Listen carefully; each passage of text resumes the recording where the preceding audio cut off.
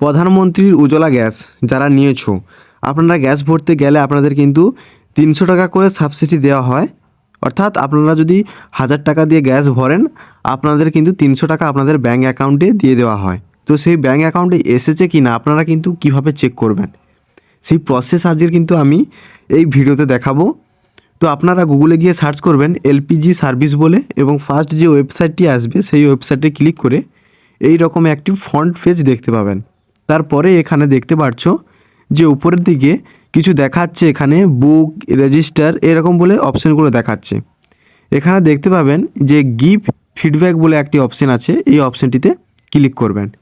এই অপশানটিতে ক্লিক করার পরে আপনাদের সামনে আরেকটি পেজ ওপেন হবে। এখানে যে এলপিজি অপশানটি আছে, এই এলপিজি অপশানটা ক্লিক করবেন। তারপরেই আপনারা এখানে দেখতে পাচ্ছেন সাবসিডি রিলেটেড বলে যে অপশান, ওই অপশানটিতে ক্লিক করবেন।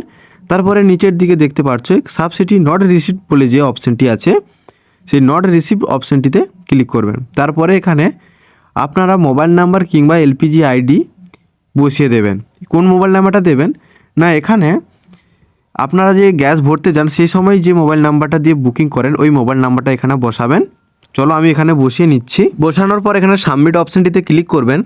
তারপরে এখানে দেখতে পাচ্ছ যে নিচের দিকে যে আপনি কবে বুকিং করেছিলেন, কবে গ্যাস ভরে নিয়ে এসছেন এবং আপনার যে 300 টাকা ব্যাঙ্ক অ্যাকাউন্টে কবে এসছে সেটাও কিন্তু এখানে দেখিয়ে দিচ্ছে। তো আপনারা যখনই গ্যাস ভরে নিয়ে আসবেন তারপরেই বাড়িতে এসেই আপনারা কিন্তু চেক করে নেবেন, আর ব্যাংকে যেতে হবে না।